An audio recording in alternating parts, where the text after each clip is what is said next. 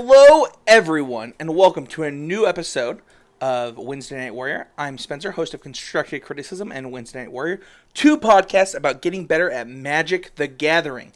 Oh my gosh, so I was going to do a video, and I still will do a video, probably just a separate video, go to the YouTube channel, on the Game Grid Invitational that I went to this weekend that I top 8'd.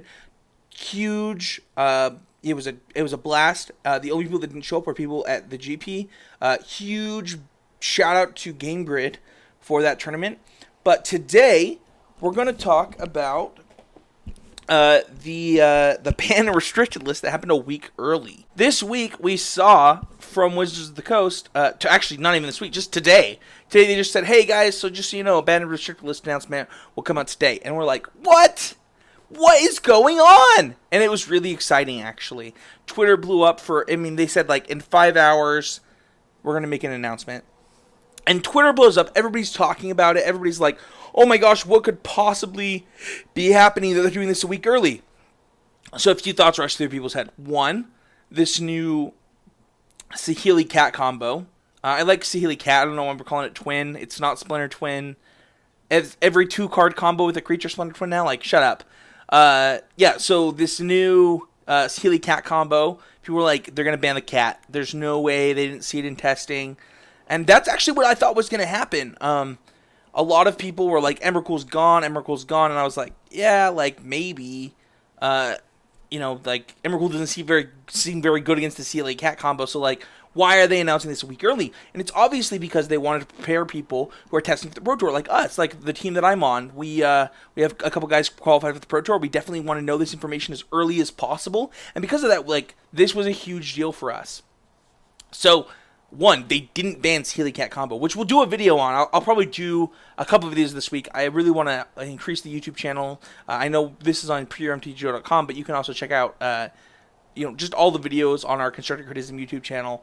But, so Standard got 3 bans. So the last time a card was banned in Standard was Jace the Mind Sculptor and Stoneforge Mystic, which is one of the most oppressive decks in history. It's like Affinity oppressive. I think the banning before that was in fact Affinity in Standard. So like huge amounts of times between Standard bannings. And I don't really think that anybody saw this coming. One thing that's happened recently is Wizards has changed the rotation of Standard twice in the past like 18 months.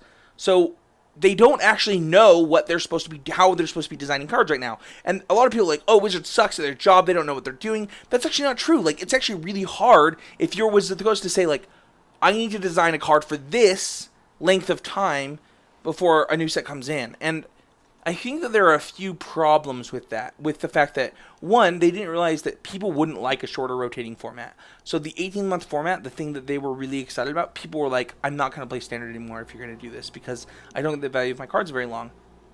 And the other thing is, in the new style, where they go back to that full length, they just didn't design cards to be in Standard that long anymore.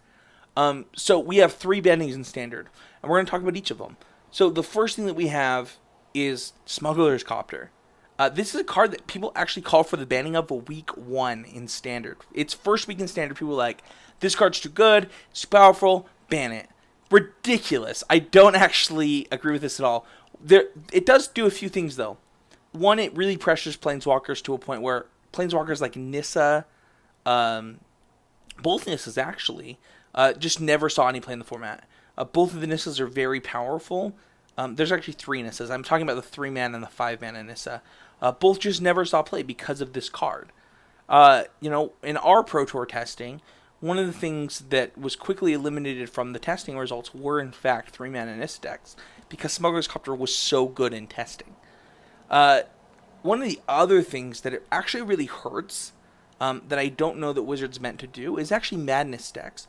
Smuggler's Copter was a huge part of Red-Black Madness. In fact, this deck is one of the top 5 decks in this Standard format. A lot of people don't know that. By the numbers from SEGs, GPs, and Pro Tours, it's actually one of the top 5 decks. And this deck definitely takes a huge hit. You still have things like Lightning Axe and Key to the City and things like that, but just the overall number of Madness outlets that are great Smuggler's Copter was supposed to be that, and taking it out definitely diminishes that. It is definitely a okay thing. I think that it's not a problem that this card is removed from the standard format, but it's definitely a big hit for those style of decks. It helps the Planeswalker deck, so things like green-white tokens, which you saw a ton of last year, might make a comeback with this card being gone. The next banning that we had was Emrakul. So, here's a few things that I have thoughts on. I think that there will still be some form of Aethermorph's Marvel that people play. I still think there will be some form of green-black Delirium style decks that people play, whether it's a Verdurous Gearhulk version with Ishkana, whatever it is. Those decks, they're still going to see play, but they're not going to be Emrakul decks anymore, which some people actually just might love. I think that some number of people just didn't want to see Emrakul, and because of that, the Emrakul will be gone, and they'll be really happy. They'll be like, oh, yes, all I wanted was Emrakul gone, but there are some people that are going to be like, oh my gosh, do you realize that we have to deal with turn 3 Ulamogs now? Turn 4 Ulamogs, and they'll be really sad. That's okay. Those people are going to complain no matter what we did. What this helps, the decks that help Emrakul being banned are things like Sean McLaren's deck, the Teamer Energy mid-range deck, stuff like that, where there are these mid-range decks that just didn't have a good Emrakul matchup. So, Ephro's green-black Delirium aggro deck, it obviously doesn't have Smuggler's Copter anymore, but who cares? But things like that, where these decks will gain a lot of equity for not having Emrakul in the format. Aggro decks aren't really affected because they usually got under Emrakul, but the mid-range decks, the things that we tried in testing. For example, I think that Jund Planeswalkers could be a great deck. Between Chandra, Nissa, Liliana, Oath of Nissa, things like that. That's something huge that could exist in this format that couldn't have existed before because of Emrakul. So things like that, the Teamer Energy decks, just different mid-range decks get a huge bump from Emrakul being gone. Next up, we have I actually could not believe this. Reflector Mage got banned. So, Reflector Mage is easily one of the most unfun cards in the history of Magic the Gathering. The card is a blue and a white for a 2/3. When it enters the battlefield, return target creature your opponent controls to its owner's hand. They may not cast creatures with the same name next turn. So, you might think it's just a mana warp, but this easily was the most unfun card since Oath of the Gatewatch came out. We have Ral the Ancestor, we have Blue-White Flash, we have Collected Company decks. All of these decks played Reflector Mage. They're all super unfun to play against. And in just the worst way possible.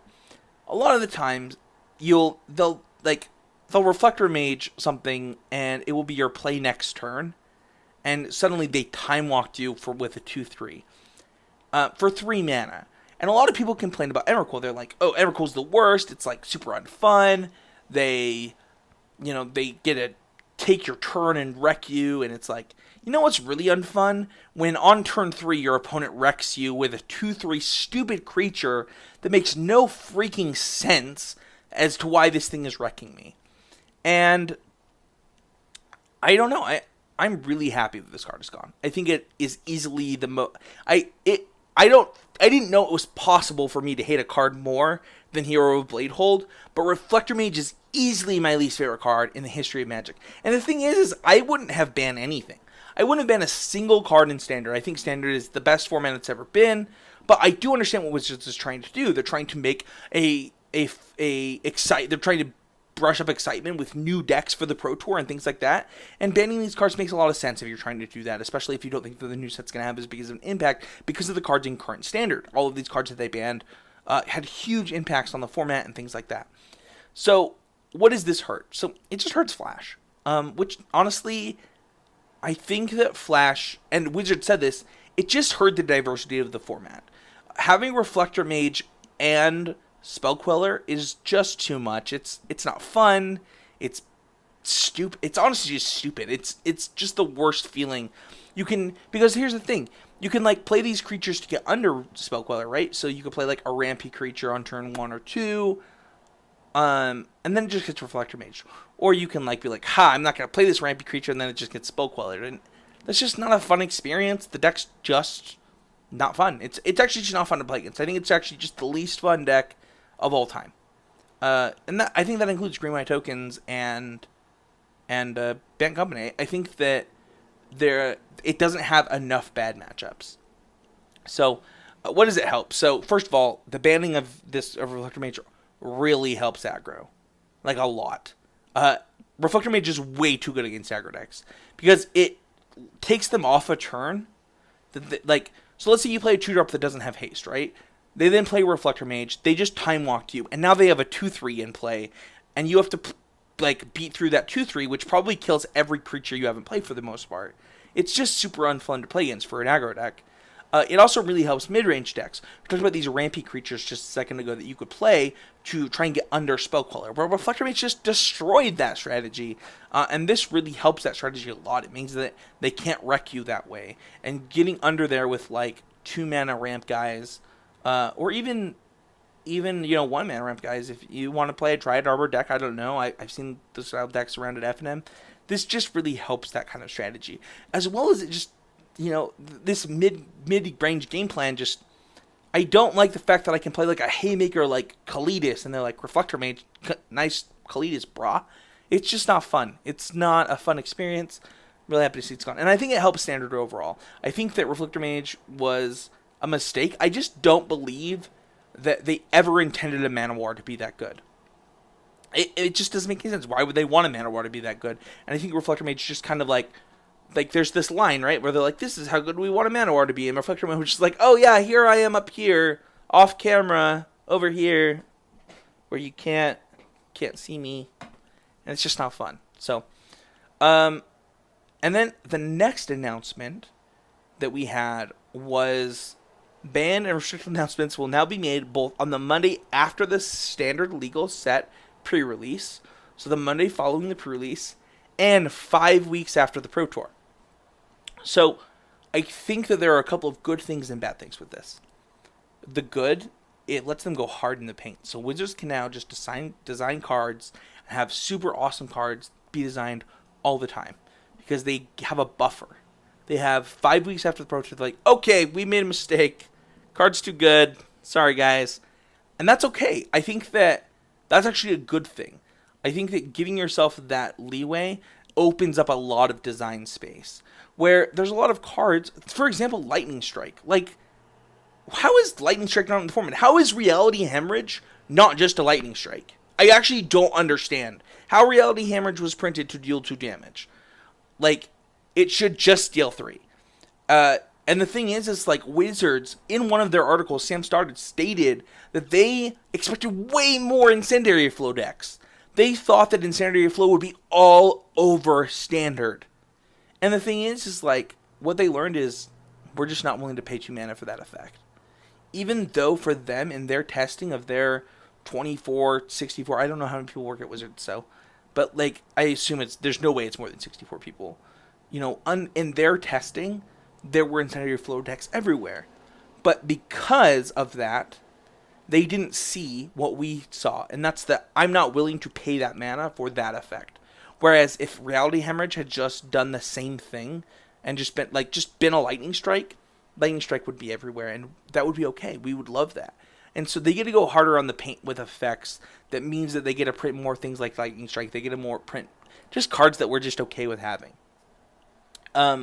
The bad thing is it really does enable the whiners of Magic.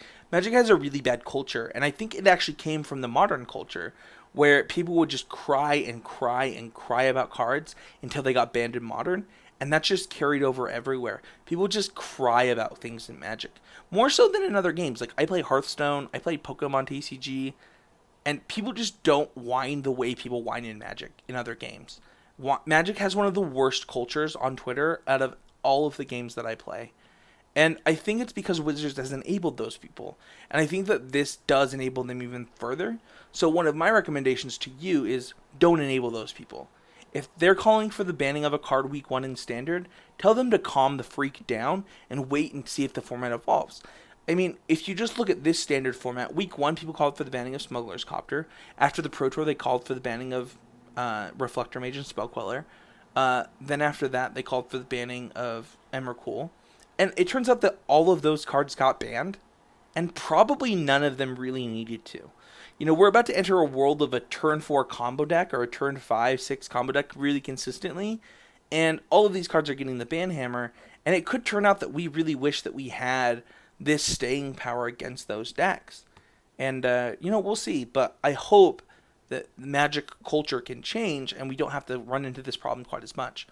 Overall, I am excited about this. I do think that one of my favorite standard formats of all time was the Jace the Mind Sculptor Stoneforge Mystic Band Post format. We saw tons of decks. The pod decks that were already innovating to beat Jace the Mind Sculptor just got better. Splinter Twin really saw its day in the sun. Just tons of different things really got their day in the limelight because those cards got banned. And I think that we could see something similar here. And maybe that's what Wizards wants. Maybe Wizards is just like, you know what? Maybe we just need to say, if a format sucks, we just need to ban a card, shake it up again in Standard, and have really exciting Standard formats. And I think that that's a change that Magic players might not be used to, but it might be totally okay. It might be something that we all end up loving, and we might get really excited for. So, I mean, Hearthstone is like super aggressive with their stuff, and people love that game. So, Magic players are not used to this. I think that they think like their investment is worth more for some reason. But I think that one thing that you need to think about when you buy Magic cards is, did you get no value out of that card playing with it for the last however long you played with it? Because at the end of the day, like, if the game is better for these bannings, you should just not worry about your investment because you got to play Magic with your cards. So, thank you everyone for watching this. That's kind of all I have to say on this. We're going to do an entire podcast on it on constructive criticism, which you can check out at constructivecriticism.com and mtgcast.com. We're going to do tonight, so like in 4 hours, I'm recording a podcast with Michael, who's going to the Pro Tour, just about the ban list. And yeah, we're really excited for the Pro Tour, and we're really excited for these bannings, honestly. Like, I have no problem with it. I thought I would, especially Emrakul. I thought, like, it was just the whiners. But the thing is like, I really do believe that Magic will be better for this, and Standard will be better for this.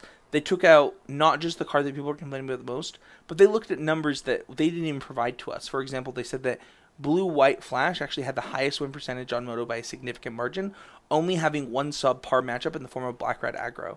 And, while we believed on our team that Green-Red Aetherworks had a good Blue-White matchup, it's interesting that they use their metadata that they're not sharing to make these decisions, and I applaud Wizards of the Coast for that. So thanks everybody for watching. We'll see you guys all next week. Don't forget to check out, if you're watching on the YouTube channel, don't forget to check out Pure MTGO and MTGOtraders.com. And we'll see you guys all next time.